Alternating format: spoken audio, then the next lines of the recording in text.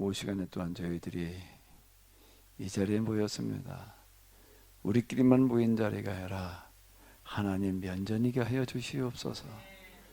하나님으로부터 주어지는 말씀을 들을 수 있는 그런 시간, 그런 자리 되게 하여 주시옵소서. 우리 주 예수 그리스도의 이름으로 기도합나이다. 아멘. 네, 오후 시간은 여러분들의 시간입니다.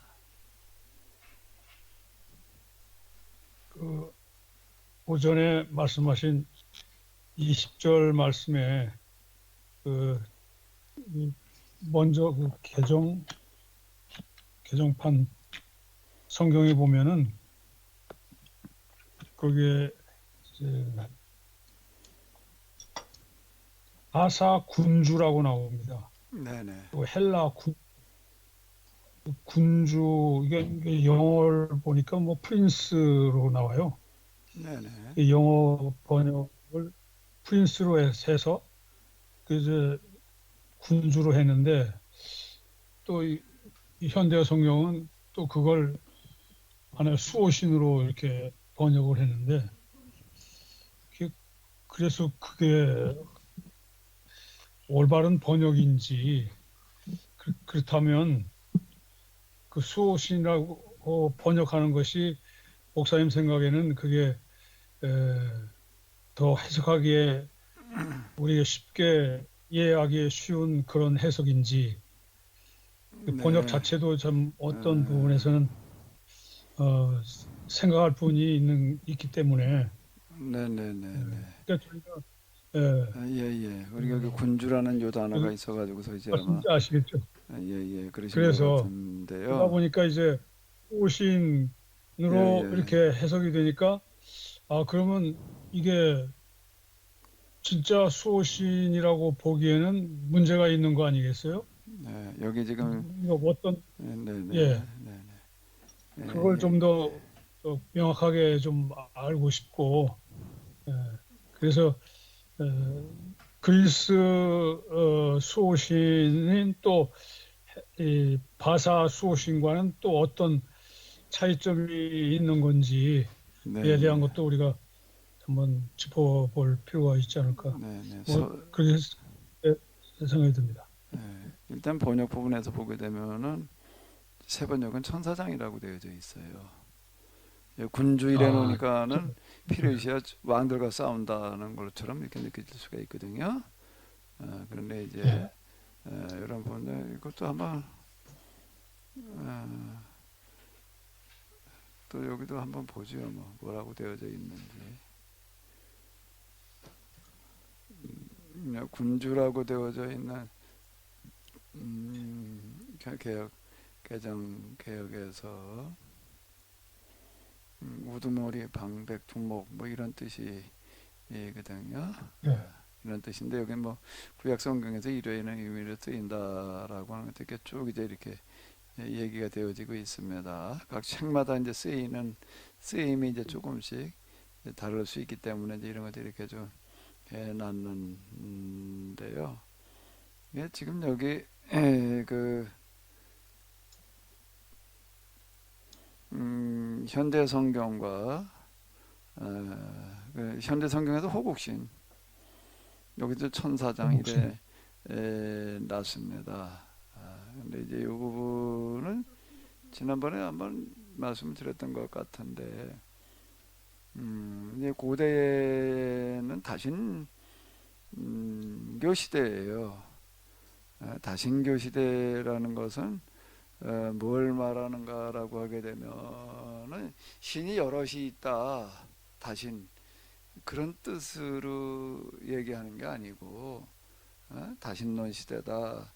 다신교 신앙 이렇게 얘기를 할 때에는 신이 여럿이 있다는 뜻이 아니라 한 사람이 여러 신을 믿는 신앙생활을 하던 때를 가리키는 겁니다. 한 사람이 한 신만 믿는 게 아니에요.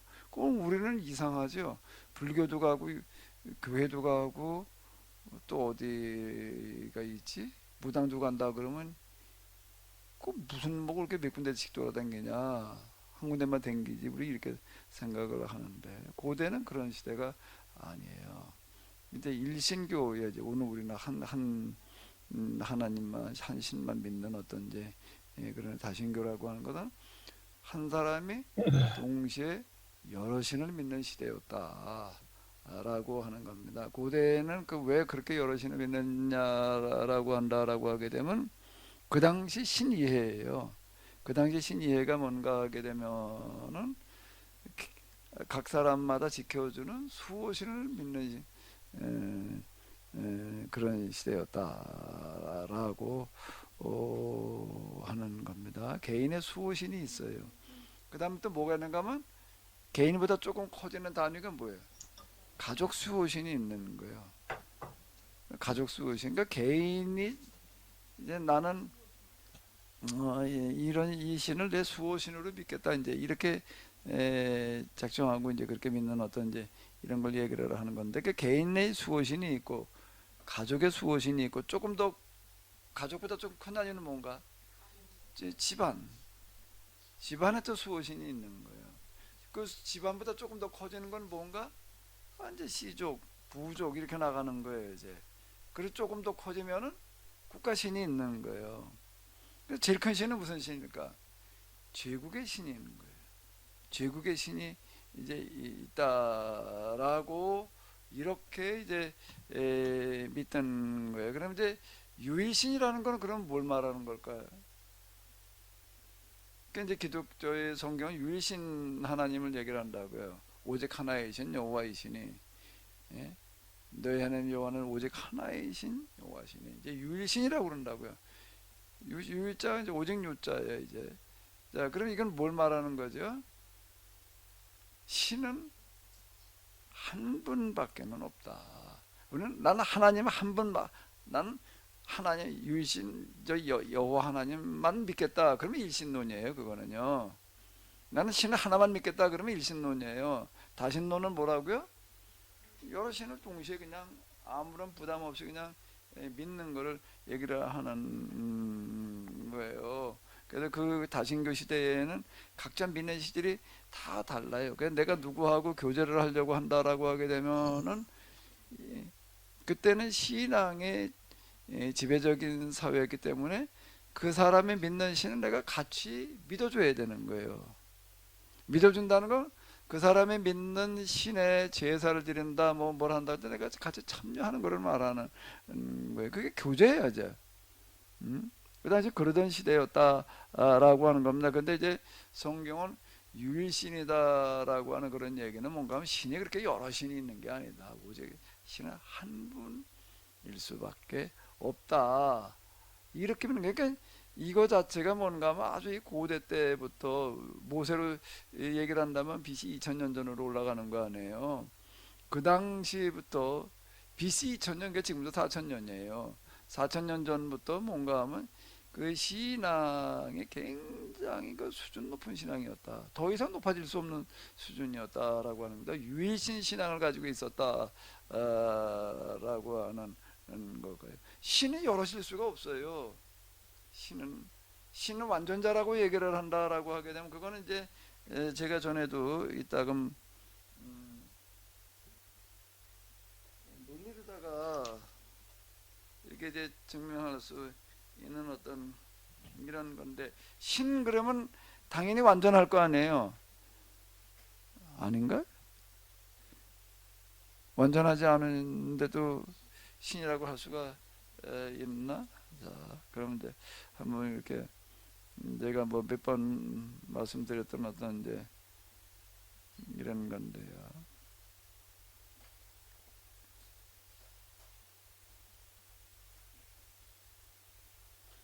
여기 이제 이렇게 A라고 하는 신이 있다고 생각을 해보세요.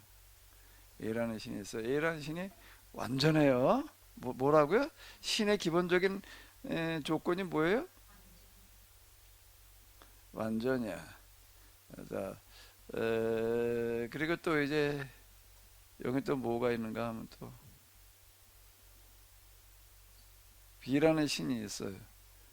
이 신도 완전이야. 그럼 A라는 신도 완전이고 B라는 신도 완전이고, 그 다음에 또 이제 C를 또 생각해 보자고. C도 완전이야. 그러면 뭐 어떻다는 거예요? 다 완전하니까 똑같다는 얘기를 하는 거예요. 그러니까 하나일 수밖에, 완전자는 하나지 둘일 수가 없는 거예요. 완전자는 하나이지 둘일 수 없는 거예요. understand? understand? understand? 아니, 그 가정한 거야 그렇게 이제. 그 A, B, C는 그렇게 결국은 같은 거지 다. 그러니까 완전자는 한 분인 거. 예요. 절대자, 완전자, 절대라는 말이나 뭐 다 같은 얘기이기 때문에, 그러니까 신은 한 분일 수밖에 없다. 그러니까 유일신이라는 얘기가 이런 의미. 그러니까 이거는 고대에 있어서 최고의 신관이에요. 더 높아질 수 있는 신관이 없는 거예요. 신. 자, 이렇다라고 하는 거고요. 그런데 이제 여기에 신에 대적하는 세력을 가리켜서 이제 뭐 마귀, 사탄, 무슨 귀신, 뭐 기타 뭐 등등 여러 가지로 다 이렇게 얘기를 하는데, 그런 존재가 분명히 있다. 고요. 귀신의 존재라는 게 있단 말이에요. 근데 그거는 어떻게 등장을 하는가라고 하게 되면 그 문화권이 가지고 있는 개념으로 등장을 해요. 이건 천의 얼굴을 가지고 있어서, 귀신은 천의 얼굴을 가지고 있어서, 그 유럽에서는 무슨 귀신으로 등장한다고? 드라큘라 아니면은 마귀 할멈이야. 근데 한국에 드라큘라라는 귀신이 있다? 그거 없어요. 그러면 서양 귀신과 동양 한국 귀신이 다르냐? 똑같은데 그 문화적인 배경 속에서 그 이미지를 가지고 이렇게 등장을 한다고요. 한국의 귀신이 등장했다 그럼 무슨 귀신이라고? 꼭 처녀 귀신, 무슨 뭐 이런 식이요. 총각 귀신 그런 건 없는 것 같아. 그왜 그러지? 그래서 그런 거예요? 어쨌든 문화권마다 귀신의 개념이 이렇게 달라요. 그러면은 이 시대에는 수호신, 가족신, 무슨 신에 대해 제국신이라고 하는 어떤 이런 것들이 있는데, 그런 형태로 등장을 하는 거예요. 그 시대에는요. 예? 그 시대에는. 그러니까 여기서 페르시아 수호신이 있는 거예요. 그 제일 큰 신이야 그게. 파사의 수호신이요. 페르시아 다음에 등장하는 제국이 또 뭐예요? 헬라 제국에. 헬라 제국의 또 수호신과 싸워야 된다. 이제 이렇게 표현이 되어지고 있는 거예요. 그리고 똑같은 하나님에 대한 이해 가운데 있어서 성경을 가지고 이해하는데도 유대인들은 어떻게 생각을 하는가 하면, 하나님은 직접 인간이 대할 수가 없다. 직접 뵈면 죽는다라고 해가지고도 반드시 천사를 통해서 만난다. 이렇게 생각을 합니다. 그러다 보니까 여기 온갖 천사가 등장을 해. 이 사람들은 진짜 천사를 만나요. 영적 경험 가운데. 천주교도 그래요. 천주교도 거기도 세례명이라는 거를 주잖아요. 세례명을 줘요. 세례명을 주는 거가 일종의 수호신과 같은 역할을 하는 거예요. 그게 왜 그런가 하게 되면은, 예를 제일 많이 주는 게 이제 마리아야. 이제 마리아라고 하는 존재는 가톨릭 신학에 의하면 마리아 신학이라는 게 있어요. 그래가지고 마리아는 인간으로서는 가장 큰 은혜 가운데 있다. 이렇게 이제, 왜? 예수님은 나은 그런 여자이기 때문에 마리아보다 더 큰 은총을 가지고 있는 사람은 없는 거예요. 그 성자라는 거가 천주교의 그 신학 가운데 성자라는 신학이 있습니다. 그건 뭔가 하면, 성자들은 어떤 사람들인가 하면 하나님으로부터 은혜를 아주 많이 받은 사람들이어서, 이 사람들은 그 은혜를 자기 혼자 쓰고도 남아. 그 남을 그 도와줄 수 있다라고 이해를 하는 거예요. 어?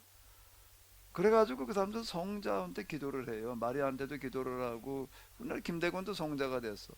김대건한테 나를 도와줘서 이렇게 기도를 하는 거예요. 그건 무슨 얘기인가라고 하면, 김대건이 도와준다라는 개념보다 김대건이 쓰다 남은 뭐가 있는 거예요? 은총을 나한테 좀 주십시오. 그런 얘기가 되는 겁니다. 마리아한테 기도한다는 얘기가 그런 얘기가 되는 거예요. 그리고 내가 기쪽 하나님한테 기도하는 건 하나님은 잘 안 들으셔.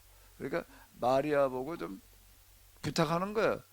나를 대신해서 좀 이렇게 하나님한테 얘기 좀 해주십시오. 이런 식이 되는 겁니다. 그리고 여기에도 이제 또 그러다 보니까 또 천사, 에, 천사라고 하는 거가 가톨릭에서 그 간증도 어디 얘기하는 거 보게 되면 기도하다가 뭐 환난가도 천사를 만났다는 이야기들이 많이 있습니다. 근데 개신교인 가운데에서는 기도하다가 천사를 만났다, 천사가 와도 뭐라고 그랬다 그렇게 얘기하는 사람이 거의 없어요. 있긴 있는데 거의 없어요. 왜 그런가 하면 개신교에서는 천사의 존재 자체를 인정을 하지만 천사가 없다 그러는 게 아니라 우리가 하나님을 만나는 데 있어서 한 경험하는 데 천사를 통해서 경험한다, 만난다 이렇게 말하지 않기 때문에 천사가 어쩌고 저쩌고 얘기가 거의 없다라고 하는 거예요. 그러니까 사람이 어떻게 생각하고 있느냐라고 하는 거가 굉장히 중요한 겁니다. 그 부분. 어떻게 생각하고 있느냐라고 하는 거가요. 대단히 중요하다라고 하는 거죠. 그 여기 지금 페르시아 호구신과 싸워야 된다. 뭐 그래서 호구신과 싸워야 된다는 건 그렇게 보시면 될 것 같아요. 그게 지금 우리가 볼 때 뭐 진짜 헬라의 혹신이 있냐 없냐 이렇게 지금 우리는 그렇게 물으시지만 그때는 그렇게 묻는 게 아니다라고 하는 거고요. 그 당시에 입장에서 우리는 그냥 그렇게 읽어줘야 될 것 같아요. 그 부분은요. 그리고 요거와 좀뭐 직접 관련되어지는 거는 아니지만은요. 우리가 이제 구약성 신약 성경에서 특히 마태복음 같은 데에서 구약 성경 인용하는 게 있습니다. 응? 예수님의 동정녀 탄생 부분에 있어서 이제 보라 처녀가 잉태하여 아들을 낳으리니 그 이름을 임마누엘이라 하리라 이렇게 얘기하는 거가 이제 예수님의 동정녀 탄생을 예고한 거다라고 이렇게 이제 인용을 한 거예요. 마태복음에서요. 마태복음에 이렇게 인용을 해놨는데 그러면 이사야서에 있는 그 말씀이 진짜 그러면 앞으로 미래의 메시아가 동정녀로 탄생된다는 걸 얘기한 거였는가? 전혀 아니에요. 그거랑 전혀 상관없는 구절이에요. 근데 그걸 왜 예수님의 탄생에다 갖다가 이렇게 인용을 해가지고 이 말씀이 이루어졌다라고 얘기를 하느냐라고 하는 거는 뭔가 하면 그 당시 유대인들은 구약 성경 인용할 때 그런 방식으로 인용을 하는 거예요. 그러니까 유대교인들이 성경을 인용하던 방식이에요. 그게요. 실제 그럼 그 내용이 이 상황이냐, 이제 아까 금방 얘기한 대로 예수님의 동정녀 탄생을 예언하는 구절이냐? 전혀 아니에요. 전혀 아니고 상관 전혀 없어요. 그러니까 그런 방식으로 인용을 해 놓은 거예요. 그리고 오늘 우리는 그걸 읽으면서 마태가 갖다가 이게 이 구절을 갖다가 이사야는 이 구절 갖다가 인용한 게 이게 옳게 한 거냐 그렇게 한 거냐 이렇게 물을 수 있는 문제가 아니야. 그건 왜 그런가 하면 그 당시 유대인들이 하던 방식을 사용한 거예요. 유대교 랍비들이 구약 성경을 인용하는 방식이 근데 예수님께서 구약 성경 인용하는 방식은 많이 달라요. 그런 식으로 인용하지를 않은 거예요. 그 부분을 이제 우리가 아마 이렇게도 한번 이제 우리가 구분해 가지고도 접근해 볼 필요가 있는데 신약 성경에서 복음서나 또는 사도행전에서 사도들이 기록을 하면서 인용한 구약 성경을 갖다가 이제 주르르 열거해 놓고 그 다음에 예수님께서 또 이제 이 말씀 오늘 너희 교회에 응하였느니라 이사야서 60장에는 이런 말씀들 이제 성령님 내게 임하셨으니 뭐 그게 아니고 뭐였지?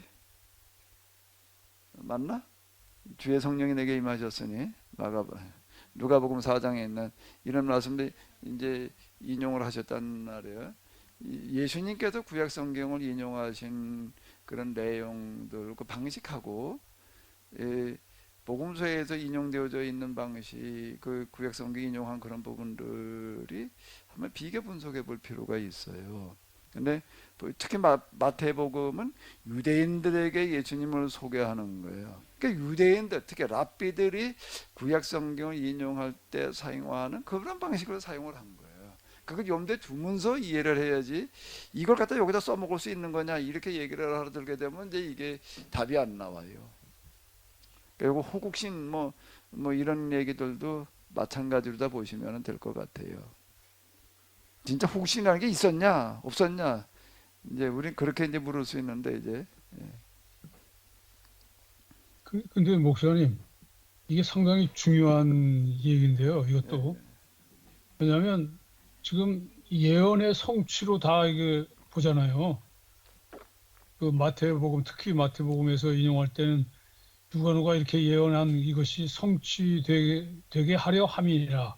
뭐 이렇게 또 이렇게 그 해석까지 나오니까 이걸 그대로 문자대로 그대로 해석을 하고 있기 때문에 이게 어, 지금 현재 교리로도 이게 발전해서 항상 이렇게 예언의 성취, 예수님도 결국 구원의 예포로 이렇게 미리 예언의 성취 이렇게 어, 해석을 하고 있기 때문에 이거 상당히 그뭐저 기독교 전통적인 해석 방식이라고 볼 수 있다면 이것 또한 이게 큰 문제가 아닌가 하는 생각이 들어요. 이게. 그러니까 이제 그 기록 당시의 상황이라는 걸 우리가 이제 염두에 둘 필요가 있는 건데요. 특히 마태복음 같은 경우에는 유대인들에게 예수님이 메시아라고 이제 이렇게 소개하는 글이 편지 이 책이거든요. 그 거기에서는 예. 주로 랍비들이 구약 성경을 인용하는 그런 방식을 쓰는 거예요. 그리고 지금 바울 서신이라고 하는 데에도 이렇게 보게 되면은 바울도 랍비 출신이기 때문에요. 랍비적인 그런 요소들이 많이 들어가 있다라고 하는 겁니다. 그리고 이제 바울이 그 논증을 할 때는 주로 유대인들을 대상으로 하는 거거든요. 그러니까 그들의 방식을 가지고 논증을 하는 거예요. 그들의 방식을 가지고서요. 근데 이제 오늘 우리가 이런 걸 읽을 때는 그건 아무것도 없어. 그냥 문자만 보이는 거예요. 이제 우리는 문자만 보이는 거예요. 그래서 여기에 이제 이게 뭔가 하게 되면 본문은 반드시 제 콘텍스트라고 그랬겠는데 백그라운드에서 해석을 해야 된다. 내가 얘기를 하는 건 바로 그런 얘기가 되는 거예요. 그리고 이 성경은 생각보다 고문서예요. 수천 년 전의 이야기들이에요. 수천 년 전에 문서를 해석을 할 때에는 그 당시의 입장에서 일단 먼저 해석을 하고 들어가야 되는 건데, 근데 우리는 성경에 그냥 지금 이렇게 번역해 놓은 것들이 그냥 쉽고 그러다 보니까는 읽는데 이해하는데 별 어려움이 없다라고 생각돼 가지고서 주로 문자적으로 이해를 하고 넘어가다 보니까 여기다 많은 오류가 생기는 거예요. 그런 부분들이요. 이 말씀이 이르려 함이라라고 하는 거가 그냥 유대인들이 사용하던 방식이라는 거예요, 그게요. 근데 유대인들은 어떤 방식으로 어떻게 쓰고 있었는가라고 하는 그 염두에 두면서 그거 읽어야 되는데 그게 이제 안 되다 보니까 나타나는 문자적인 해석으로 끝나가지고서 그냥 예언 성취라고만 이제 이렇게 우리는 생각을 하게 되는 거죠. 이건 해석이에요, 해석. 단순한 예언 성취의 도식으로 볼 일이 아니라 그 해석이라고 하는 거예요. 랍비적인 해석이었다는 거예요. 그러면 목사님, 다니엘이 지금 이제 꿈을 꾼 게 나중에 바벨론이 망하고, 페르시아가 망하고, 그다음에 헬라가 망하고, 그러면서, 아니, 헬라가 또 등장하고, 로마가 등장한다고 하는 것도, 그러면 다니엘이 꿈을 꾼 것이 아니라, 그러면 기록 당시 해석의 관점으로 봐야 아니 하나요? 아니요. 그거는 이제 지금 여기 호국신 부분 이런 것들은 페르시아의 호국신, 그리스의 호국신이라는 표현 같은 것들은 그 당시 그들의 그 문화적 신이해예요. 그걸로 이건 봐야 된다는 이야기이고, 그거는요. 근데 지금 여기 이제 페르시아가 등장을 하고, 그 다음에 이제 그리스가 등장을 하고, 그 다음에 로마가 등장하는 어떤 이런 그 해석, 꿈 해석이라든지 이런 그 얘기도 여기도 그리스가 등장을 하고 이제 그러잖아요. 근데 아직 그땐 페르시아 시대이기 때문에 그리스가 등장하기 이전이에요. 근데 이런 부분들은 뭘 얘기를 하는가 하게 되면은 다니엘이라는 사람은 국제 정세 역사적 그 흐름에 대해서 굉장히 민감하고 관심이 많은 거예요. 그게 지금 이제 페르시아 시대인데 그 다음에 이 페르시아라고 하는 게 영원히 가리라고 생각지 않는 거예요. 그는 바벨론의 멸망을 경험한 사람이라고요. 바벨론 그리고 이제 메대 파사 이렇게 이어지는 걸 경험하는 사람이란 말이에요. 그것도 고위직에 있으면서요. 그러니까 이제 이 과연 페르시아라고 하는 나라가 얼마나 가겠는가? 틀림없이 이제 또 다음 제국이 이제 등장을 할 터인데 그게 과연 그러면 그 다음은 어디겠는가? 이제 이렇게 생각을 하는 거예요. 그러면 이게 제국들이 부침을 할 때는 격변기가 있잖아요, 이게요. 여기에서 이제 과연 음, 이 이스라엘이 살아남을 수 있겠는가? 어? 살아남으려면은 뭘 어떻게 해야 되겠는가? 이걸 가지고 고민하는 사람인 거예요, 이 사람은요. 그러니까 이제 그렇게 고민하는 것들이 그려져 있는 거지요. 이건 다니엘과 상관없는 후대 해석이다 그런 얘기는 전혀 아니에요. 그러면 다니엘이 지금 앞으로 그 아무리 국제적인 정세를 읽는다고 하더라도 어, 아직 지금 로마가 등장을 하려면 몇백 년 후에 일어날 일인데 그때 벌써 국제적인 정세를 읽고 그거를 그 앞으로 로마 제국이 등장할 거라는 것을 예상을 했던 건지 아니면 정말 꿈에서 읽는 부분도 있고 그리고 주어지는 부분도 있는 거죠. 다니엘이 그걸 이렇게 다 내다볼 수 있는 거는 아니잖아요. 근데 하나님께서 이제 그걸 알게 하시는 부분이 있는 거예요. 그 부분이요. 그 이제 제가 아까 제 경우에 예를 들어 가지고 나는 무슨 기독교 신학이 잘못됐다고 생각을 해본 적이 없어요. 내가 교리사를 가지고 이렇게 공부를 하면서도 나도 정통주의자예요. 정통주의자라는 건 뭔 얘기인가 하면 우리 기독교 이제 초기로부터 내려온 그 정통 신학, 정통 교리에 대해서 절대 신뢰를 하는 거예요. 절대 인정을 하고 난 정통주의자였어요. 그저 옥소독스 이렇게 얘기를 하는데 난 그거에 대해서 추호의 의심을 가지지 않았어요. 내가 교리사를 가지고 이렇게 씨름을 하고 뭐 기독론 뭐 어쩌고 저쩌고 이제 그런 같은 논문 쓰고 뭐 이러고 하면서도 이 기독교의 정통 신학이 잘못되어져 있다. 그게 오류다. 그걸 어떻게 그렇게 생각을 해요? 그거는 상상할 수도 없는 일이었어요. 상상도 할 수 없는 일이었어요. 그리고 단지 지금 제 교회가 이게 잘못되어졌는데 이걸 어떻게 해야 될 것인가 라고 하는 거가 기독교 신학, 정통 신학이 잘못돼서가 아니라 지금 우리의 신앙 생활이 잘못돼서 그렇다.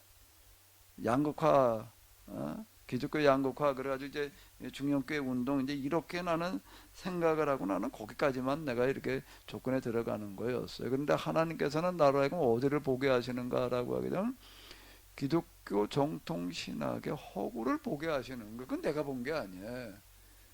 그건 내가 본 게 아니에요. 나는 뭘 인정하는가 하면 자 이건 하나님께서 나로 하여금 알게 하셨다. 바꿔 나는 그런 용어를 좋아하지 않아서 또 오해의 소지가 많기 때문에 내가 안 쓰는데 하나님께 내 계시해 주셨다.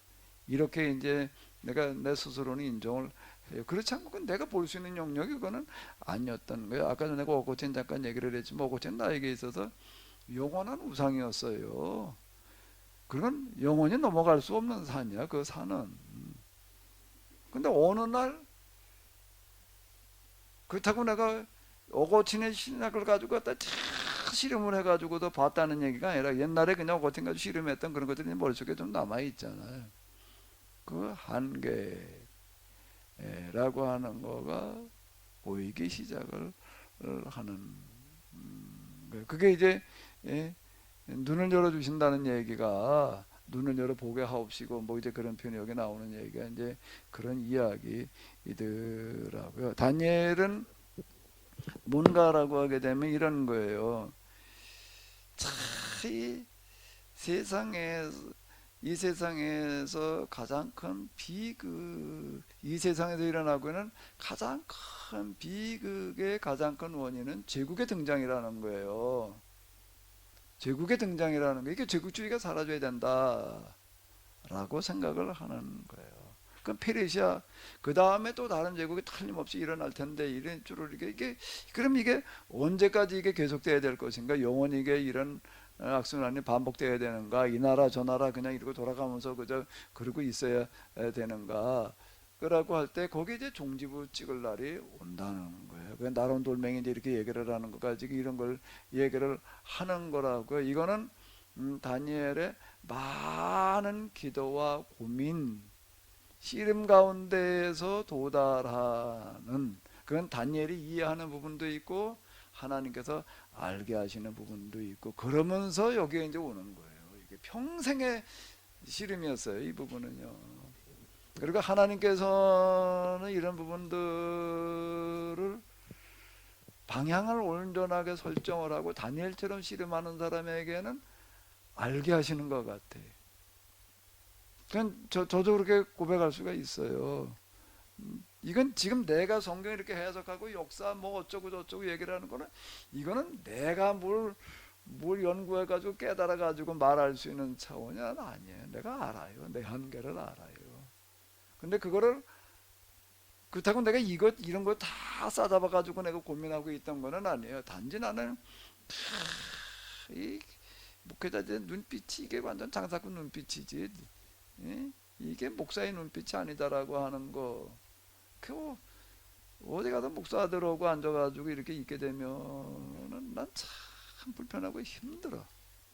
앉아서 얘기들 나누는 게 도대체가 그냥 씻어야 될 노릇이지. 이게 앉아서도 하는 뭐 얘기가 어디 뭐 목회 세미나 갔을 때만 그러는 게 아니라 앉아서 얘기를 하는 거 보게 되면 뭐 어쩌고 저쩌고들 뭐 얘기를 하는 뭐가, 그러니까 나는 그냥 이제 이런 것들 자체가 이제 힘든 거고, 그런 씨름 가운데에서 나는 그거 하나를 가지고 이제 씨름하고 있었는데 하나님께서는 그걸 어떻게 보시는가 하면 그 문제가 해결되려면은 하나님은 그 원인부터 해결해야 된다고 그러시는 분이에요. 그 원인을 나로 하여금 보게 하셔서 여기까지 온 거지. 내가 무슨 기독교 신학이 잘못돼서 이걸 어떻게 해야 될까 이걸 가지고 고민하다가 여기로 오는 게 아니에요. 그러니까 하나님께서는 항상 더 좋은 길로 인도해 주시는 건데, 예. 제가 경험한 거로는 그래요. 그러다 보니까 이런 구조들이 다니엘에 그렇게 보이는 거예요.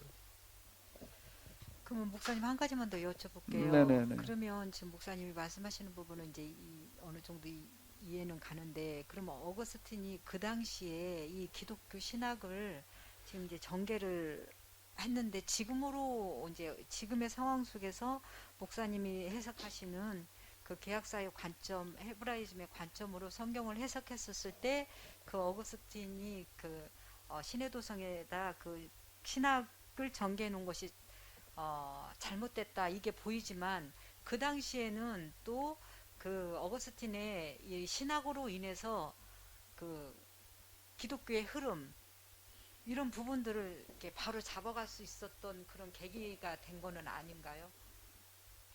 오거스틴의 신학은 그 이전 그 사람 이제 400년대 이제 살았던 353호사 430에 그 사람 394년에 태어나서 430년에 이렇게 죽었는데요. 이 사람은 그 이전, 그러니까 이제 뭔가 하면 그 제가 그리스 저 지중해 세문화권 얘기를 하잖아요. 헤브라이즘, 헬레니즘, 라틴이즘 이렇게 얘기를 하는데 그 이전에 주로 이제 이 헬레니즘과 그리고 헤브라이즘의 그런 그 논쟁으로다가 신학이 이제 전개되어져 나갔어요. 이런 부분들이요. 네, 그러다가 어거스틴은 라틴 문화권에 속한 사람이에요. 이 사람은요. 라틴 문화권에 속한 삼자 입장에서 헤브라이즘과 헬레니즘 양편을 나뉘어서 전개되어져 가던 신학적 논쟁을 중재, 화해, 종합시키는 역할을 하는 거예요. 이 사람은요. 그런 역할을 이렇게 해놓은 거거든요. 그 사람은 그러니까 이제 특히 그 라틴 사상과 헬라 사상에 익숙해져 있던 어떤 그 당시 최고의 학자였기 때문에 이제 그게 가능했던 거고, 그 사람의 입장으로 돌아가 놓고 본다라고 하게 되면은 에, 최선을 다한 것이다라고 얘기할 수가 있어요. 그런 건 다 누구든지 그 시대의 아들들이지, 그 시대의 한계를 벗어난다는 거는 대단히 어려운 거예요. 그러니까 자기 시대에서 최선을 다한 거다라고 얘기를 할 수가 있는데, 그런데 이제 시간이 지나고 난 다음에 이제 이쯤에 와가지고 이렇게 보니까 이게 뭔가 하게 되면은 헬레니즘 기독교를 종합해 놓은 거에 불과하고 말았다. 이제 이렇게 이제 볼 수가 있다라는 얘기가 이렇게 되는 거죠. 누구라고 하더라도 고스톱 시대로 돌아갔다라고 하면 그 이상의 생각을 해낸다는 거가 어려운 거예요. 이거는요. 이제 어쨌든 이제 그런 부분이 이제 있다라고 하는 거고, 저도 그걸 인정을 하는데, 그러나 잘못한 건 또 잘못한 거예요. 그거는요. 그 기초를 완전히 잘못 놨다라고 이렇게 이제 얘기할 수가 있는 거고, 그 기초를 잘못 놓게 되는 가장 큰 요인은 헬레니즘에 대해서는 익숙했지만은 헤브라이즘은 모르는 거예요. 초기 교부들이 거의 다 그래. 헤브라이즘은 몰라요. 또 헬레니즘 사상가들이었다는 거예요. 그리고 헬레니즘의 입장에서 이게 자연스럽게 접근이 돼 버리다 보니까는 이제 영육이원, 그 영혼구원이라는 말이 그래 나오는 거예요. 이게요. 영혼구원이라는 얘기, 구원을 죽은 다음에 이루어지는 걸로다가 이렇게 보는 거예요. 그 헬레니즘은 그렇게 볼 수밖에 없어요. 그게 영육이원론이라는 것 때문에. 헤브라이즘은 그게 아닌 거예요. 천국은 여기에서 실현해야 되는 가야 되는 거죠. 죽은 다음 시작되는 게 아니에요. 이거는요. 전혀 이게 목사님 접근 방식이 그러면 다른 거거든요. 교부들이 가만히 있어봐 네. 잠깐요. 이제 얘기가 어떤 그렇게 전개가 되어진다라고 하는 거죠.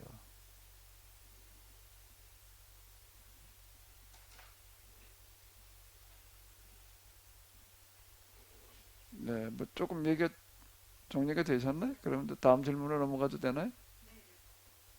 예, 이제 이화석 아니, 사모님. 아니 저는 다른 거 질문하려다가 이것도 또 궁금해서 연이어서 아니 그러니까 교부들이 그렇게 몰랐던 헤브라이즘 몰랐던 이유는 그럼 구약을 제대로 이해할 기회를 못 놓쳤다는 건가요? 아니면 잘못을 구약을 이해한다라고 하더라도 헬라식으로 이해를 하는 아 거예요. 구약을 헬라식으로 이해했다. 헬라식으로 이해를 하는 거야. 내가 그래서 음, 그게 마가복음을 쓰면서는 음, 그 교부들이 성경을 어떻게 해석했는가를 내가 본문을 거기다 내가 실어 놓은 거야. 네. 마가복음에 대해서 이제 이렇게 그들이 해석을 했다라고 이제 그거를 내가 다 아주 이해를 드러났잖아요. 여러 그 교부들을 갖다 예를 들어서 그들이 이렇게 이제 헬라 사상가들이다 보니까 이렇게 치우칠 수밖에 없었다. 이걸 얘기하려고 그러니까 헬라 그랬던 거예요. 사상의 관점에 의해서 구약을 해석을 했다 이렇게 아, 보면 그럼 오늘 네. 우리도 네. 신교성을 다 안다고 생각을 하지. 어떻게 아느냐가 중요한 거예요. 네. 아, 네. 요즘 저 성서 신학으로 박사학위 받은 사람들이 얼마나 많아.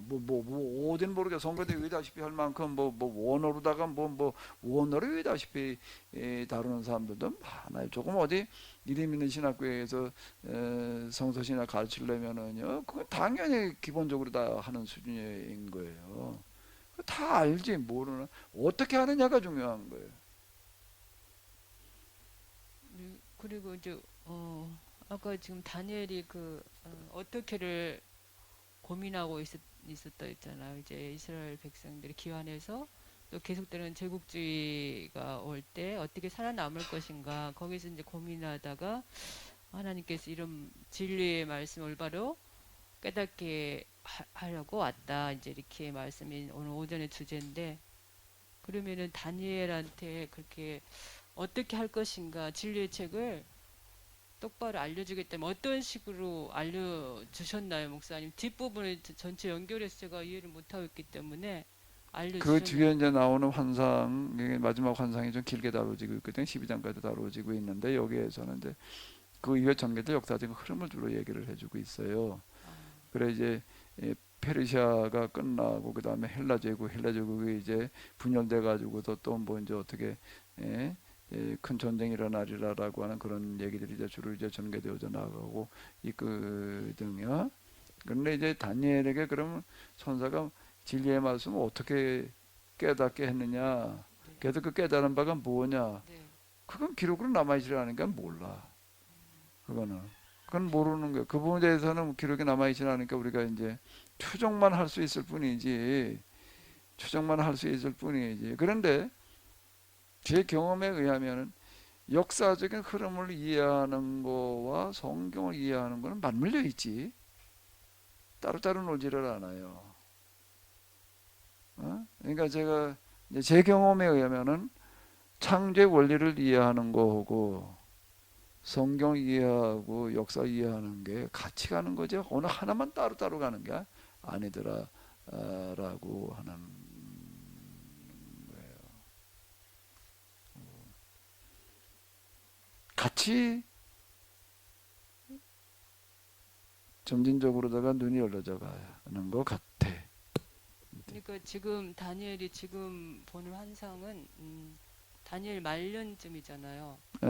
말년쯤인데도 이제 그동안 우리가 이분은 정말 율법에 탁월하고 말씀에 탁월한 사람을 알고 있었지만 아직도 또 덜 이해된 부분이 있었다고 봐야 되네요, 그죠, 목사님? 미래에 대한 아마도 그가 깨달았던 말씀들을 가지고 정리를 해놓거나 사역으로 옮길 수 있는 기회가 그에게는 없었을 것 같아. 이미 나이도 말년이고 이러고 해가지고서 그리고 그의 주로 일이 국가 업무였잖아요.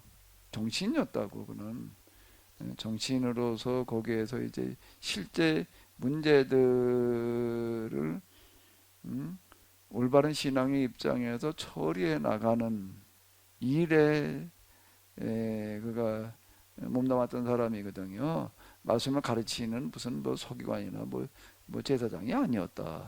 그러니까 이제 그런 내용들은 여기 지금 이제 들어있지를 않죠. 그런데 그런 거, 또 그런 거 국사를 처리하는 데에 있어서 빈틈없이 신앙의 입각에서 처리할 만큼의 이해가 따라 좋기 때문에 그게 가능하는 거예요. 그런 부분들이.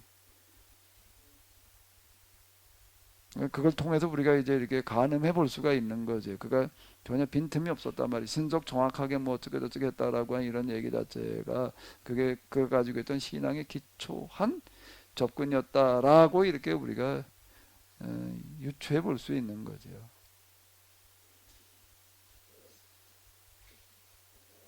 성경과 신앙에 대한 이해가 어디 한쪽에 치우쳐 있다든지 비어 있는데 올바른 판단과 처리라고 하는 거가 가능할 수가 없다고. 그 기독교 역사가 이게 참 비극의 역사인 이유는 성경에 대한 이해가 잘못되어 있다 보니까 하나님에 대한 이해가 잘못되어 있다 보니까 그렇게 되는 거예요. 오늘도 제가 잠깐 뉴스 보는데 그 러시아라고 하나 지금 러시아죠. 러시아 국민 85%가 푸틴을 지지한대요, 목사님. 이 전쟁을. 그래서 지지율을 얻고 더 전쟁을 더 막 확전을 시키려고 한다는 소식을 보고 러시아 국민들 의식이 어떻게 생겼지 도대체가 어머 그런 생각이 드는 거예요. 아니 러시아 국민들 입장에서 보게 되면은 옆에 나라가 다 합병한다는데 그 국수주의적인 하나의 애국심이 이제 발동을 하는 거예요. 그거는요. 이쪽 히로부미가 우리한테는 죽일 놈이지만 일본 사람들한테는 영원한 영웅인 거고 똑같은 얘기가 되는 거예요. 정한날 한국을 점령을 해가지고서 일본 땅으로 만들겠다고 하면 일본 사람들의 대다수는 절대 지지하지. 예? 똑같은 얘기예요. 그거는요 지금요. 그러니까 일본 다른 사람들이랑 기독교 정신이 없지만 러시아는 그래도 종교가 뿌리 깊은 동네인데 왜 그런 사상을 가지고 있지? 그거는 하나의 그냥 문화일 뿐이지 무슨 문화일 신앙이 지금 아, 뭐 러시아 뭐 거기까지 끌고 갈 것도 없이요.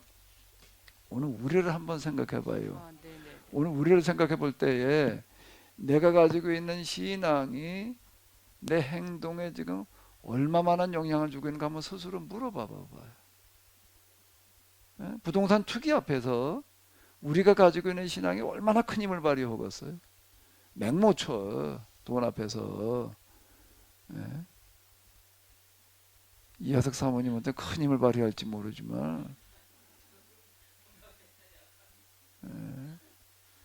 신앙이 좋다는 사람이 부동산 투기 앞에서 난 이 하나님이라는 이름 때문에 내가 부동산 투기해서 나는 돈 벌지 않겠다라고 생각하고 행동하는 거 굉장히 어려운 거라고. 음식점 하는 사람들한테 기독교인 많잖아요. 마트 하는 사람과 술 담배 안 파는 사람 몇 대에 술 담배 안 파는 사람이 있긴 한가? 마트 하는 사람 중에서 마트 하는 기독교인 중에서 그게 어려운 얘기야. 이게 우리의 신앙이라고 하는 거가 뭐 누구는 얘기할 게 없어요. 나도 스스로 생각을 해봐. 내 신앙이 나를 얼마나 통제하고 있나? 별로 없는 것 같아. 예? 교회 왔을 때나 어쩌고 저쩌고 떠들고 있지. 이게 나 스스로 저렇게 놓고 볼 때도 그런 것 같더라고. 말로는 뭐 그냥 다 기독교 신앙과 정신에다가 그냥 아주 다 온통 무장을 하고 있는 것 같지만은요, 곰곰이 따져보게 되면 저 아무것도 아니야 이게 지금. 그래도 남의 나라를 저렇게 비참하게 만들면서 또 자기 나라 또 전쟁에서 죽고 군인도 죽고 하고 하는데 그걸 지지한다는 게 어떻게 들어지? 거기에 이제 러시아의 네, 그 언론이 또 이제 한몫하는 거예요 지금. 그렇죠. 언론들이 또 그런 쪽으로 몰고 가나 또 그런 부분들이 지금 많은 거야. 이렇게 대부분의 사람들 또 언론의 부추김이나 이런 데에서부터 벗어나기가 어려워요. 다 그 순에서 그냥 머물러 버리고 말지 지금.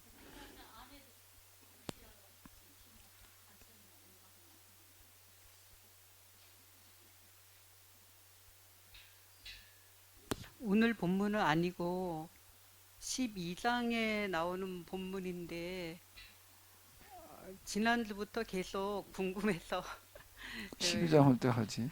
예, 그냥 그때 할까요? 뭐또 그래 놓고 나선 또 뭐 예, 12장이 뭐 12장 13절에요. 마지막 날에 이제 다니엘이 편히 쉬리라. 예, 그 편히 쉬리라가 이제 오른쪽에 보면 부활을 하리라 그런 것도 있잖아요. 가운 번역이 보면 예, 가운데가 현대어인가? 예, 그 세상 끝날에 내가 부활할 것이다. 이제 지난주부터 마지막에 내가 편히 쉬리라 이제 그런 본문을 많이 말씀하셔서 그때부터 저게 좀 궁금하더라고요. 부활이라는 것이 저기에서 얘기하는 부활은 뭔가?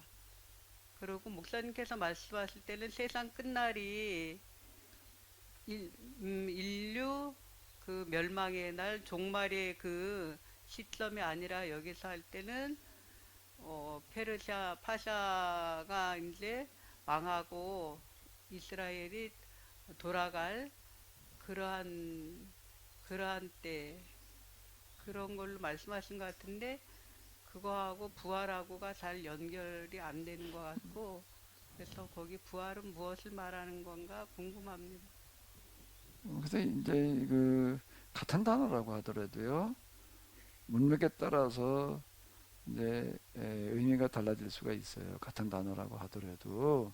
근데 여기서 얘기하는 이 부분은 이제 흙으로 돌아가 쉬었다가 다시 이제 부활하리라는 그런 이야기니까 그냥 우리가 생각하는 그대로 그냥 생각하면은 비슷하지 않을까라고 보여지는데 여기서는요.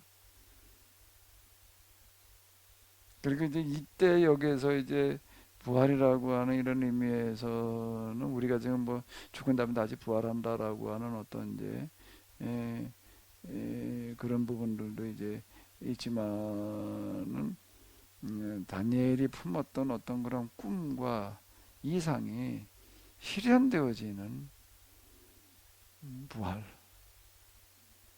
내가 꿈꾸는 그런 세상이 이제 에, 이루어지리라라는 그런 의미도 여기 지금 많이 들어 있다고요. 이 사람은 아주 늘 걱정이 많은 사람이야. 나라 걱정, 세상 걱정. 어? 근데 내가 꿈꾸는 그런 게 이제 실현되어지리라. 이제 그러니까 그 그것도 옆에 같이 들어 있다고 있는 봐야 되겠죠. 그 옆에 있는 번역이 제일 그 조금 뭐랄까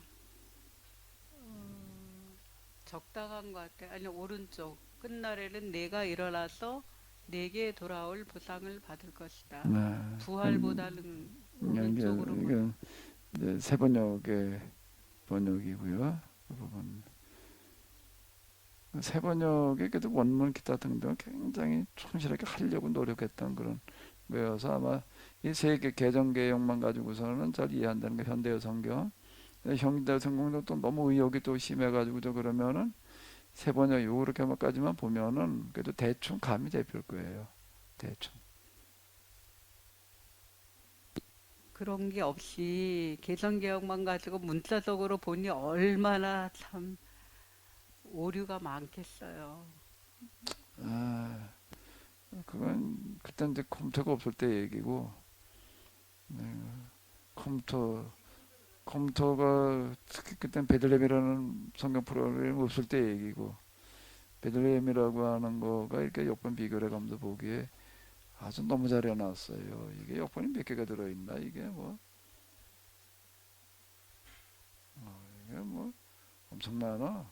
여기 들어있는 거만 이렇게 역번 비교해 누가 본다라고 하게 되면은요. 요즘 이게 427에서는 뭐도 있는 거 하게 되면 무슨 몽골어, 뭐 러시아어, 뭐 다 있어. 스페인어, 뭐 아랍어도 있어. 일본어, 뭐 무슨 뭐.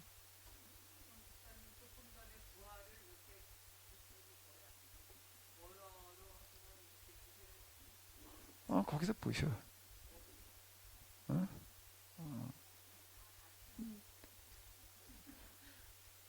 여기서 보라고.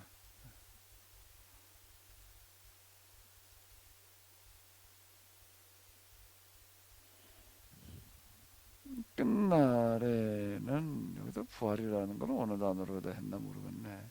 이게 개정개혁인데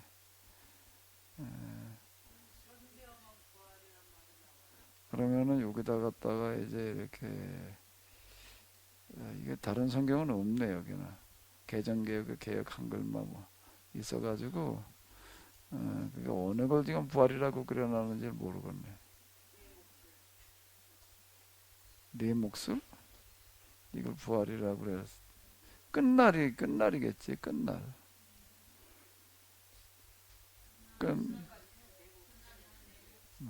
끝날이겠지. 끝날에는 누릴 것임이랄까? 내 몫을 내 몫을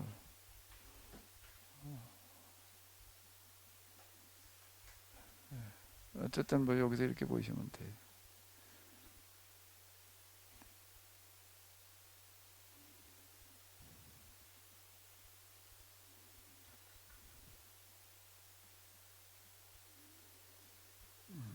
네.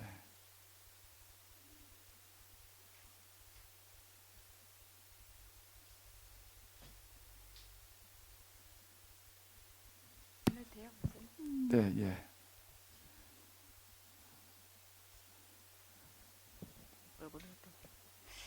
저는 다니엘서가 종말의 때 얘기가 아니고 좀 가까운 미래라고 말씀하셨는데 왜 성경에 종말이라는 단어가 있는지 그것도 묵시적인 어떤 다니엘의 표현인 효과를 노리기 위한 표현인지 왜 종말이 떡하니 이렇게 들어가 있는지 계속 궁금했고요. 두 번째는 목사님 그 신학교 가기 전에 그 아우구스티누스라는 그 이야기가 정말 궁금한데 그 과정이 어떤 건지 저 궁금해요. 왜 목사님 아우구스티누스 나왔을 때 우리 같으면 엄청 놀랄 것 같은데 목사님 그런 과정은 얘기 안 해주시고 그것만 말씀해 주셔서 난 놀랄 일도 없는 거 아우구스티누스가 누군지도 모르는데 뭐 놀랄 거나 있나? 아니 그런 과정이 엄청 놀랄 일 같은데 그 전 단계가 뭔가 있을 것 같아요. 궁금해요. 그리고 뭐 관심이 있을 때 목사님도 배운 게 관심 있는 사람에게 나타나고 뭐 알려주시고 하는데 목사님 왜 아우구스티누스도 모르는 상태에서 어떻게 나왔는지도 궁금하고 목사님이 그럴 만한 뭔가가 있었나 궁금하고 아, 그렇습니다. 뭐또 남의 라이프 스토리를 다 드러내라고 그러네. 얘기 안 할 수도 없고. 아, 내가 허리 다쳐가지고 누워 있고 그러다 누워서 허리 다쳐가지고 와 있을 때 정말 자살하려고 그랬어. 정말. 근데 사람이요, 진짜 환경이라고 하는 거가 열악해가지고서 참 이거 내가 이제 죽는 거 이외엔 답이 없다 이렇게 생각할 때에는 참 뭐라고 그래야 되나, 뭐라 해서 설명 안 되는 어떤 뭔가가 있어요. 그 상태에서는요. 나이가 이제 22살 때인데, 그러나 이제 더 이상 나한테는 죽음 이외엔 답이 없다. 딴 어떤 것 때문이 아니라 살아갈 길이 없는 거예요. 이제 이렇게 되면 참 뭐라고 그래야 되나, 좀 어쨌든 그래. 그 상황 이제 뭐라고 설명하기 이제 어려운 어떤 이라는 건데요. 근데 이제 실행으로 옮기기가 굉장히 어렵더라. 못 옮긴 이유는 우리 부모님들 때문이었어. 자식이라고는 나 하나밖에 없는데 지금 이제 이거 뭐 70, 그때는 아버지는 70 넘으셨고 어머니 60 넘으셨고 이제, 그런데 그건 내가 자살해 죽었다고 생각을 해봐 어떻게 되겠어. 그럼 못하겠더라고 진짜. 그래가지고 자살을 못한 거야. 근데 그냥 그대로 있기는 너무 힘든 거야 이게. 내가 견딜 수가 없어 더 이상. 그 다음으로 선택을 하는 거가 뭔가라고 하게 되면은 이제 속세를 떠나는 거야 이제. 예? 그 이제 많이 고민을 하는 거, 어떻게 떠날까, 속에서 어떻게 떠날까. 그러다가 에이 가서 이제 그냥, 중으로 살자. 어? 그 고민하다가 이제 어느 날 이제 그냥, 뭐난 산에 가도 중 되겠다 그러고 나간 건 아니고 그냥 어디 좀 갔다 오겠다고 그러고 그냥 나와가지고 뭐 아는 절이라고 하는 건 수덕사밖에 없었어요. 그때 옛날 뭐 어디 거기 한번 갔다 온 적이 있었으니까, 그 이제 수덕사를 간 거예요. 진짜 중위대로 간 거예요. 그냥 뭐 잠깐 그냥 바람 쐬러 가자 그런 게 아니고 갔다가 또 생각이 바뀌어서 왔어. 온 거는 뭐 전에 좀 얘기했는지 모르지만은 나는 보통 심각한 게 아닌데 이제 그리고 가서 또 오후 거기까지 갔더니 여기서 첫차 타고 갔지만 거기쯤 갔더니까 이제 저녁 무렵이더라고요. 소도서 올라가서 이제, 그 이제 그 산중턱까지 이렇게 올라가고 그래가지고 툇마루에 이렇게 걸터 앉아 있었는데, 나이가 한 70 넘은 노중 두 분이 와가지고서는 탁발 하고 이제 와서 이렇게 그 사람도 와서 쉬더라고. 내 옆에 앉아서 쉬는 거야. 그 옆에 바둑판이, 저 장기판이 있어서 그 양반 장기 한 판 두가 그 수독사 그게 또 장기판이 있더라. 그러니까 둘이 이제 장기를 두어. 그 사람들 장기 두는 거 이렇게 보니까는 뭐 스님이 장기 두나 보다 그렇게 나한테 보이는 게 아닌 거야. 그건 내 모습이야 이제. 예? 미래 내 모습으로 보이는 거야. 장기 두는 모습이. 난 그래서 장기 두는 걸 본 게 아닌 거야. 그 사람도 얼굴빛만 이제 두 사람을 내가 번갈아 가면서 뚫어지게, 쳐다보지. 두드러지게 보다가 그 사람 이제 장기 한 판 끝나더니 말은 한마디도 없이 두더라고. 한 판 더 두지. 두 판 두고 일어나 갔어. 그리고 저 산으로 올라가더라고. 나도 일어났어. 일어나면 내려왔어. 예? 왜? 그 사람도 얼굴을 보니까는 내 눈에 비친 그들의 얼굴빛은 속세를 떠난 얼굴로 보이지를 않더라고. 속세 그늘이 그대로 묻어 있는 걸로 보인 거야. 그래가지고 야 여기다 내가 중이 된다라고 하더라도 내가 저 사람들보다 나을 리는 없고 나도 그냥 여기서도 또 그냥 뭐 이런저런 또 번민 속에 그냥 살아갈 수밖에 없겠구나 라고 해서 왔어. 내가 나중에 한 20여 년 지난 다음에 우리 집사람하고 어디 가다 거기 한번 가보자 그러고 갔더니 조금 바뀌긴 했는데 그 건물 그게 그대로 있더라고. 그 내가 거기서 앉아가지고 그날 내가 여기 와가지고서 장기도는 두 노송의 모습이 아닌 그 옆에 이제 대웅전이 있어요.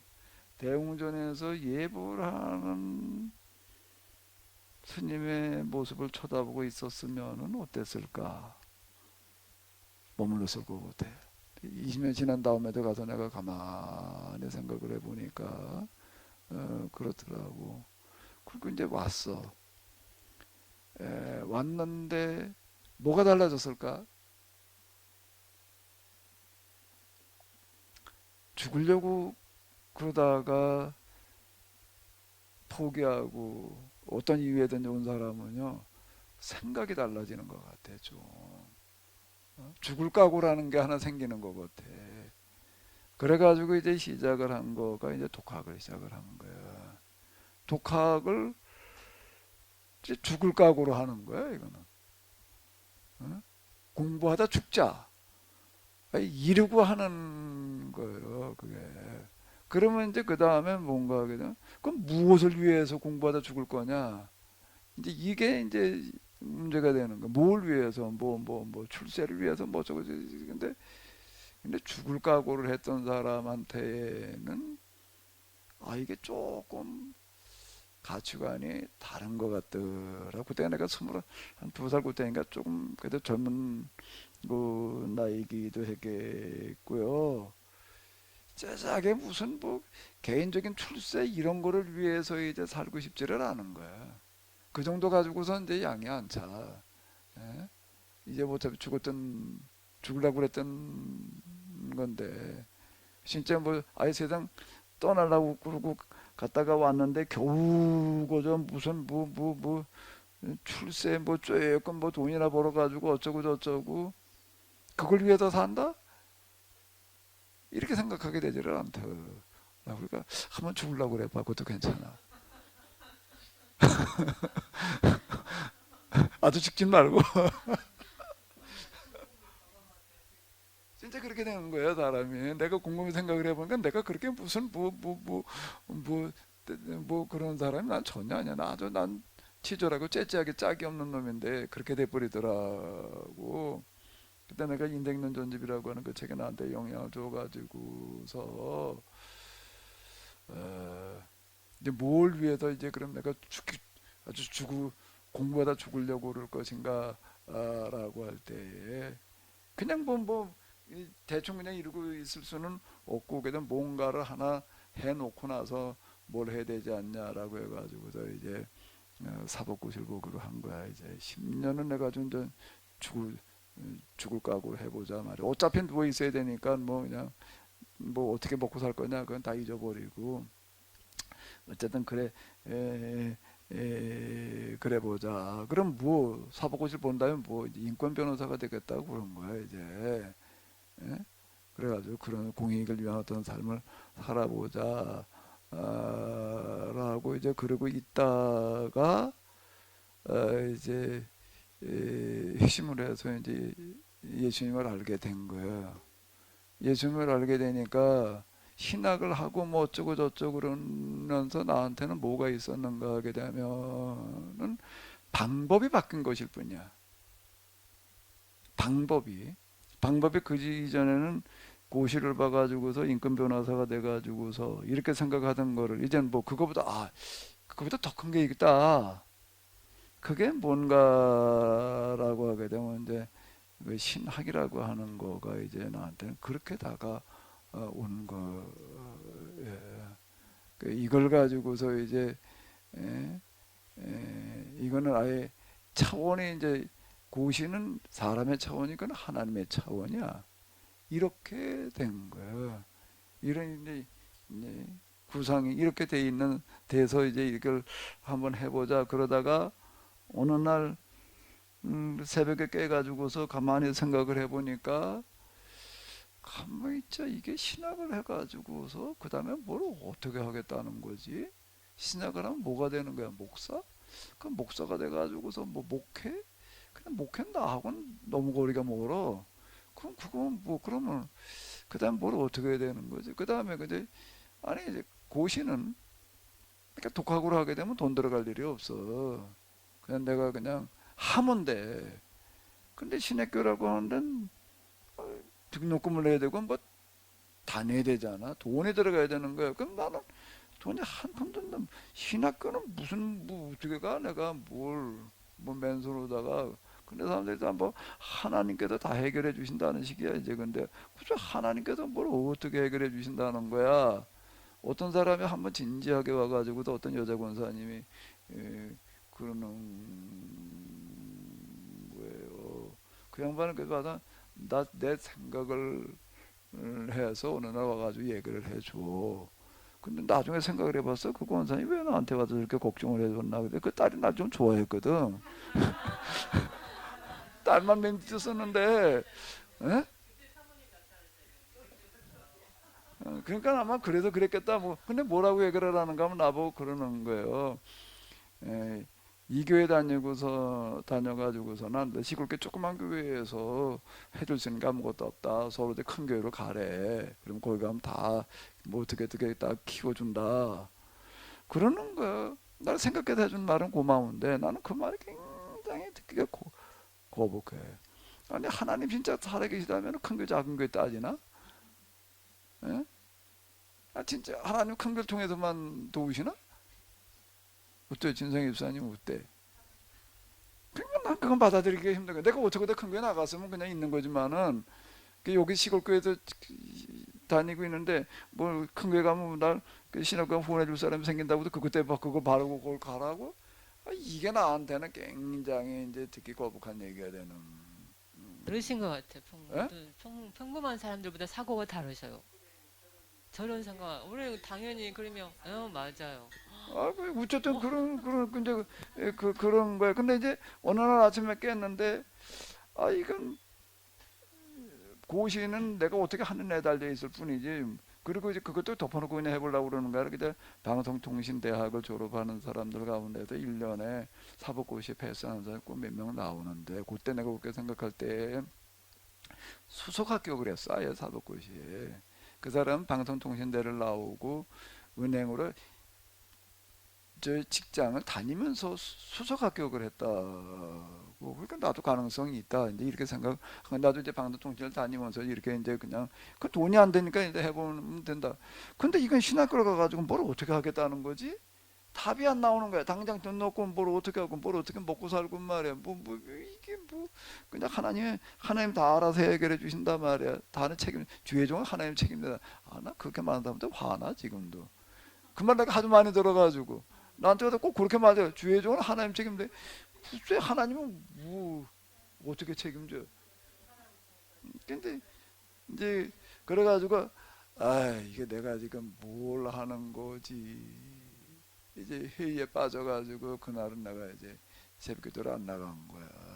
안 나가고서 그냥 에이 가만히 있자. 이게 뭐 내가 뭐 지금 잘못 생각한 거 아니야? 이러고 있는 거야. 근데 갑자기 배가 아프기 시작을 해. 그때 이제 하나님께서 한 대 줘봐 가시는구나. 진짜 그렇게 느껴지는 게 생배가 갑자기 아프니까 뭐 맹장염 걸린 거 뭐냐 오른 수준으로 아픈 거예요. 그러니까 근데 그러니까 더 이제 오기가 생겨가지고 아이 그냥 죽고 말지 뭐 이렇게 된 거예요 이제. 그리고 이제 그냥 아이 그냥 이대로 죽으면 더 편하지 이제. 예? 근데 그러고 이제 누워 있는 거야 그냥. 그리고 이때 어렴풋이 뭐 잠이 들었나 말았나 뭐 이제 그게 겨울이었어. 그 4시면은 뭐 한밤중이잖아 사실. 그리고 이제 어렴풋이 그러고 있는데 이제 머릿말에서 무슨 소리가 계속 들려오는 거야. 어떤 노인이 앉아서 뭐라고 나 설득하는 거야 이제. 설득하는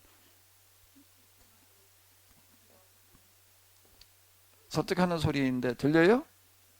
나 혼자 떠드는 거야? 아무 얘기도 없는 거 보니까 안 들리는가 보네. 아니, 잘 들립니다. 예. 근데 뭘 설득하는 거야. 근데 난 그것도 이제 듣기 싫은 거야 이제. 이제 이걸 안 듣는 거야 그냥. 근데 일어난다고 가만히 있죠. 이게 잠들어 있는 상태도 아니었고 분명히 누가 와서 얘기를 하고 왔는데 누가 얘기를 한 거야. 이제 이렇게 되는 거야 이제. 꿈이 아니고 이거는. 그럼 뭐지? 무슨 소리가 들려온 거지? 누가 녹음을 틀어놨었나? 뭐야? 뭐 그냥 그러고 이제 잊어버렸지 뭐. 그러고 이제 지나는데 이제 하루 종일 뭐 입을 후루룩 뭐가 나오죠. 후루룩 똑같은 게 반복돼 가지고서 무슨 소리를 하는 건가 하고 저거 보니까 아고스티누스더라고 하는 거고. 그 이제 뭐 그렇게 잊어버렸지 그걸 그런 일이 그런 일도 있나 보다 이제. 그리고 말았는데 나중에 어거스틴을 내가 이제 다시 정리하고 그러면서 이제 그게 다시 생각이 나고. 그럼 가만히 있자. 그때 나한테 와서 그렇게 설득하는 사람이 어거스틴이었다는 얘기인가? 이렇게 이제 생각이 드는 거예요. 그런데 이제 이게 아퀴나스나 이런 글을 보게 되면은요, 어떤 무슨 문제에 부딪혔을 때 뭐 베드로가 와서 뭐라고 얘기해주고 갔다, 뭐 바울이 와서 뭐라고 그러고 갔다, 그런 얘기들이 있어. 그래서 그 수도사들의 글 가운데 보게 되면은요, 그 옛날 누구 만나는 얘기들이 나와요. 나오다가 보니까 그럼 가만히 있자. 나도 그럼 오고친이 왔다 갔다 하는 거야? 아니 오고친 나한테 물어볼 일이 있어서 와. 그 대단한 오고친이 교회 사이에서 사실 그 사람은 영혼이 넘지 못할 어떤 그런 하나의 신학하는 사람한테 있어도 오거스틴은 다 우상이에요. 그만큼 비중이 큰 건데 초대교회를 종합 정리해놨단 말이야. 이제 이렇게 얘기를 하는 건데, 아니 그 사람이 저 시골 구석에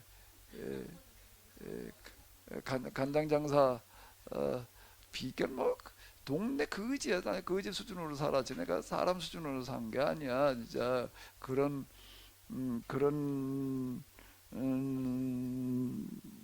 나를 이제 뭐 이제 독학을 해가지고서 뭐 신학을 할까 말까 그걸 뭐하러 하고 있어야 되나.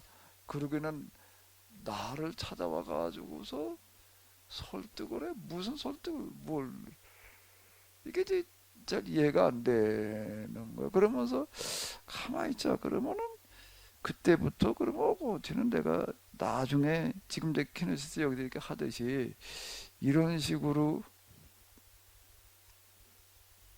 무슨 성경과 신학을 다시 해석할 거라는 걸 알았단 얘기인가? 그러니까 야, 너 포기하지 마라. 네가 앞으로 해야 될 일이 있다. 이런 얘기였던 것 같아. 예?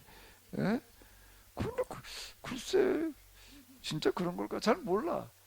그건 잘 모르겠고 어쨌든 그런 일이 있었던 거는 맞는데 그 이제 지금 제 생각하기에 오거스틴이 가면서 내가 왔다 갔어 하는 거를 그런 식으로 알려준 것 같아. 또 뭐?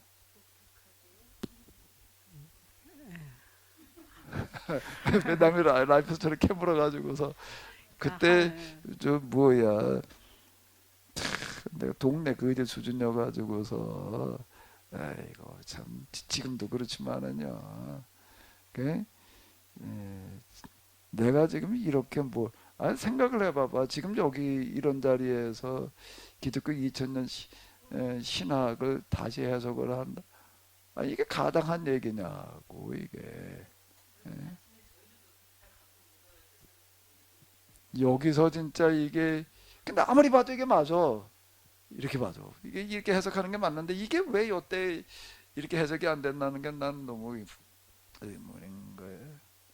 뭔 얘기를 하고 예, 싶으시? 하나님께서는 사람의 중심을 보신다. 그 말씀이 퍼뜩 이제 생각이 났어요. 퍼뜩. 그러니까 뭐냐 하면은 그 사람이 하나님을 잘 믿고 있느냐, 신앙생활을 하고 있느냐, 뭐 그런 거와 따지지 않고 그 사람의 중심을 보시는 그 부분이 조금 전에 어떤 권사님 오셔가지고 신학을 하려면 큰 교회로 가면 거기에서 이제 도움 줄 사람이 분명히 있고 도움 그런 길이 열린다. 그렇게 말씀하셨을 때 대부분 그걸 선택을 하잖아요.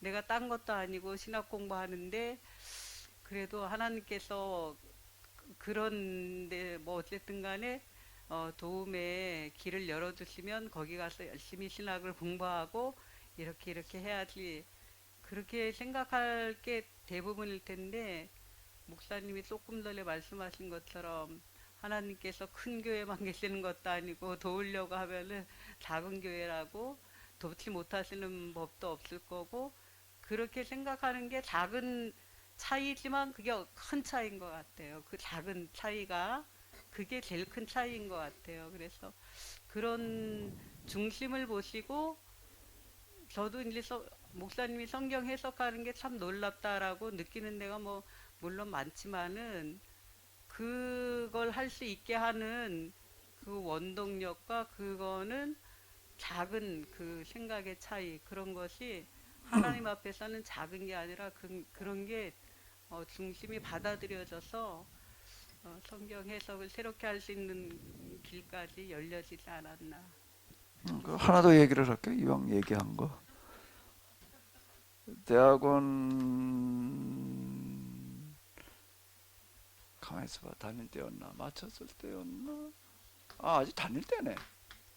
아직 다니고 있을 때인데 그때 이제 어쨌든 나는 신학교 학부 들어가서부터 계속 신학이라는 것 자체가 좀 재미있고 그 내가 궁금해하는 것들이 풀어지는 어떤 그런 거기 때문에 잘은 못하지만 그냥 씨름하면 좀 한번 좀 씨름해보자라는 생각이 들었는데 근데 내가 워낙 거지 출신이다가 보니까는 뭐 그렇게 공부할 수 있는 여건이 안 되는 거야. 근데 어떤 청년이 하나 와가지고서 뭐라고 얘기를 하는가 하게 되면 나보고 그러나 그러니까 나보고 뭐 조금 묻더라고 몇 가지. 그래서 뭐 계속 공부할 생각이 있냐 어쩌냐 뭐 그래서 뭐 생각이 있지만 난 형편이 안 돼가지고 지금 뭐 좀 뭐 내가 그 유학 갈 생각을 못 한다 그랬더니 뭐라 딱이래. 나보고 딱이래. 딱이 뭐가 딱이냐 그랬더니 자기 누나가 있는데 왜 웃어? 자기 누나가 있는데 자기 누나가 이대를 댕기는데 누나 친구가 있대. 그래가지고 자기 집에 이제 아주 제일 친한 친구가 있어가지고 자주 놀러 오고 그래서 자기도 잘 안다. 잘 아는데 그 누나 친구의 아버지가 장로래. 그리고 꽤 좀 산대. 그런데 이제 그 딸이 이대 졸업하고서 어제 유학을 보내려고 그러는데 이제 대학 졸업하고 나니까 그때는 이제 80년대니까 여대대 입대하면 결혼하잖아요. 근데 이걸 유학 가면 한두 해 걸릴 것도 아니고 이걸 그냥 혼자 유학 보내기도 그렇고 결혼을 시켜서 보냈으면 좋겠는데 마땅한 사람이 없다. 그리고 이제 특히 신학을 할 사람을 찾는다. 그런데 지금 사람이 없어서 지금 그러고 있다. 근데 나를 보니까 내가 딱이라는 거야. 그 집은 좀 살기 때문에 가난한 거 전혀 문제 안 되니까 당장 뭐 소개시켜 주겠대나 만나보래나 뭐 아주 다 된 건 뭐냐 그러고 그냥 그러는데 또 어떨까? 나는 그렇게 편승하기가 싫어. 그렇게 편승하기가 싫은 거예요. 그 하나도 전에도 뭐 얘기 간장 공장에 있을 때인데 진짜 그때는 어떻게 했는가 하게 되면 한 10시 뭐 이렇게 끝나도 그래도 누워가지고 저 들어나가지고서 무슨 영어 창고 들이다 보다가 자고 그랬어요. 공부를 일할 때도 여기다 저기 단어 카드 만들어 가지고 요만한 종이짝 그 캔티지 있잖아요, 요만한 거 거기다 단어 적어 가지고 단어 외워가면서 일을 했어 진짜. 어? 그때 18살에 들어가 가지고서 이제 그리고 이제 일을 했는데 어느 날 사장 사위가 불러 나를 부르더니 저녁 때 이제 술 한잔 먹으면서 이제 앉아라. 그래서 뭐 어쩌고 저쩌고 얘기를 하더니 야 내가 너를 가만히 지켜보니까 너는 좀 공부를 해야 될 것 같다.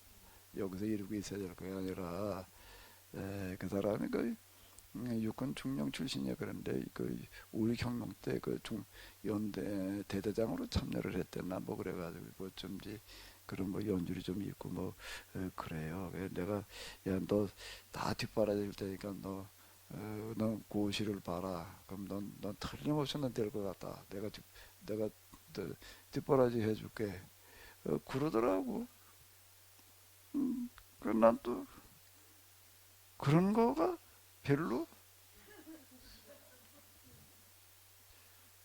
싫어 진짜. 그렇게 비부터 가지고 이렇게 하는 거가 내 신간에는 안 맞는 것 같아. 그건 뭐 그냥 하게 되면 내가 하든지 말든지 하지. 그건 뭐 괜히 그런 사람 비부터 가지고서 그러고 있나. 좀 모자라는 거지.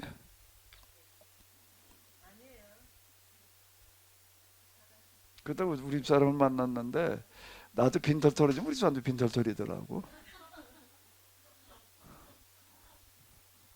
빈털털끼리 만나가지고 여기까지 와서 나 그거 안 따졌어. 그거 안 따졌어 나는. 그리고 그냥 여기까지 이렇게 와서 이러고 있는데 나는 뭐 젊은 친구들한테 그렇고 뭐 나는 흙수저로 태어나서 뭐 어쩌고 저쩌고 그러는 걸 보게 되면 나는 제일 좀 듣기 싫은 소리야. 아이, 야, 난 이렇게 얘기하고 싶어. 너 아버지가 천만금을 가지고 있다라고 하더라도 넌 한번 맨손으로 시작해봐라 말이야. 난 형들끼리 그 뭐 부모 재산 놓고 쌈박질하고 그런 걸 보게 되면 난 정말 왜 저러고들 있나 말이야.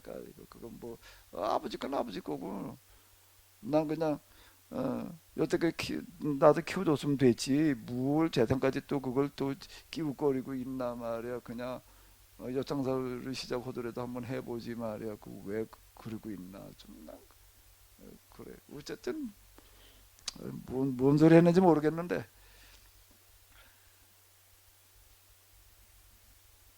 내 목회 현장에 나와가지고서도요. 뭐 누구 어디 가서 얘기하죠. 뭐 좀 좋은 교회 그쪽고 저쪽고 나 아주 그거 내가 제일 싫어했어요.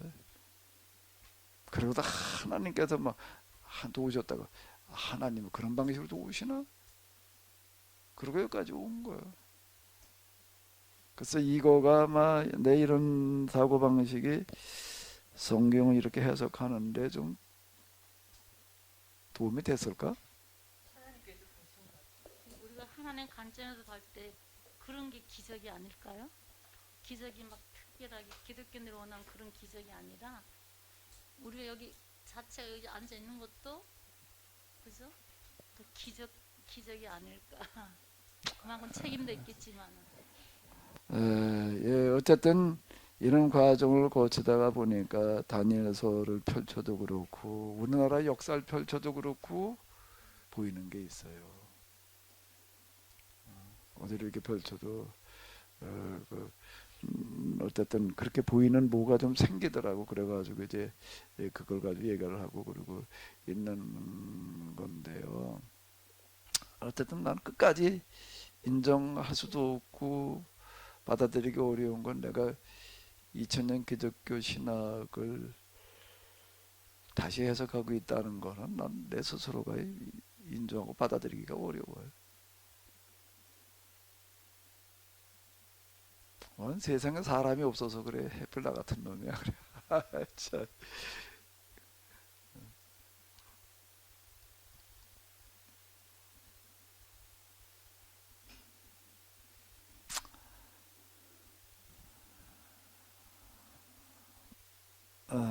좀 시간이 간 것 같은데요. 그 진상 입사님 쓸데없는 거 얘기 끝나가지고서 그냥 내 얘기하다가 끝났네. 예.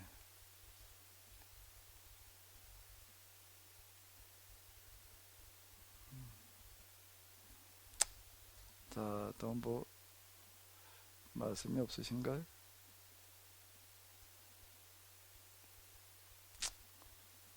자, 어쨌든 이런 과정을 통해서 제가 지금 성경을 이렇게 들여다보고 있는데요. 참, 전 아무리 봐도 내가 자명성이라고 하는 걸 가지고 얘기할 수밖에 없는데 이게 자명한 이치인 것 같아요. 그렇게 해석해 나가는 거가.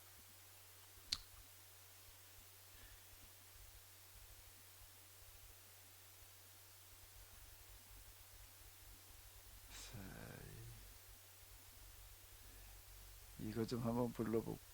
이거.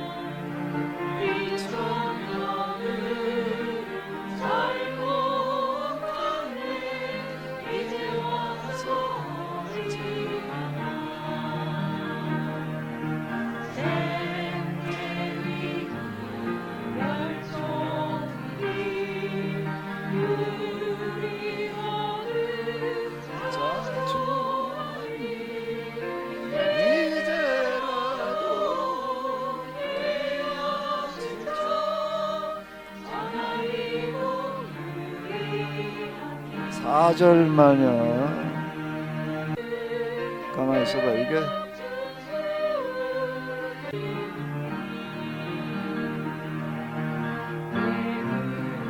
또 무지했나 그렇게 몰랐으나 2000년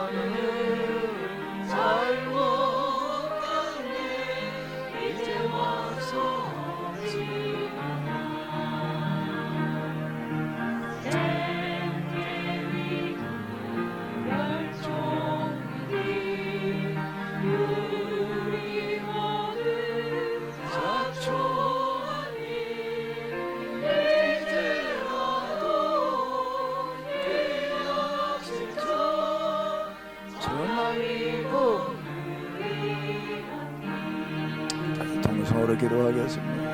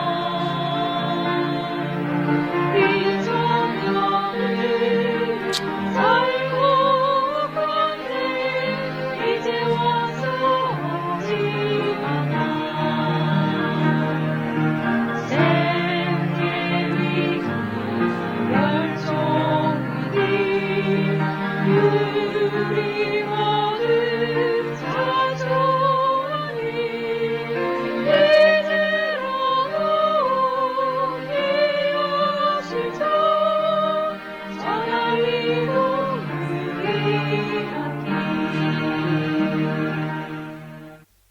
하나님, 지나온 교회 발자취를 돌이켜놓고 볼 때 왜 그리도 무지했는지,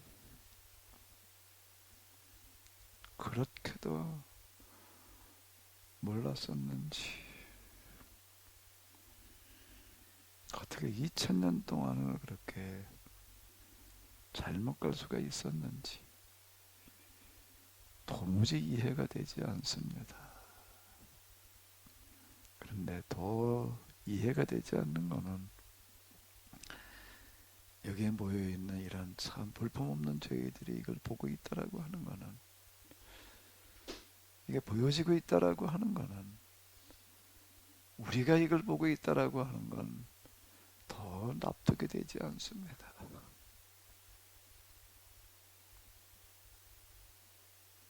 지금도 살아계시는 하나님,